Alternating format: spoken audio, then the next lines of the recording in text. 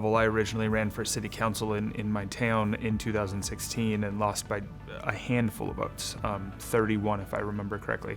And now being a state legislator in my second term and really focusing on building New Mexico, whether that's the economy or education or, the people of New Mexico. And it's really about doing what's right and helping people and building our economy and building our people and workforce and so many things that we need help with.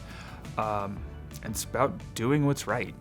When you look at politics in general, these days, everything is so polarized. You look at politics 20 years ago and, it was bipartisanship. It was what's better for the country. And somewhere in there, we have taken the path of the extremes. And now you have the extreme left and the extreme right, and all they do is, throw bombs at each other all day long. And the unfortunate part is over those 20 years, the donors have followed that,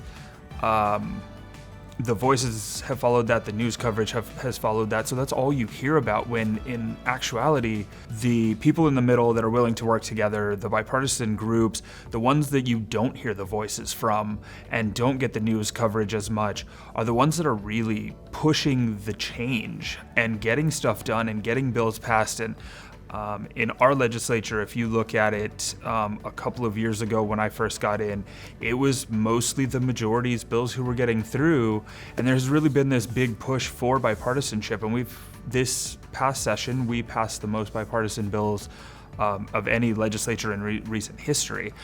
And so I think that the moderate voice is headed back to become the voice of reason. It's what constituents want, it's what voters want, it's what we all need in order to have a productive government, is this voice of both sides. What can we get along with, and really work towards that.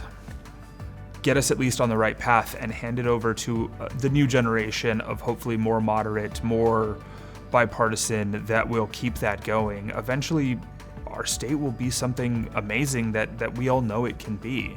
Just needs good leadership and needs people with a vision to be able to get that started.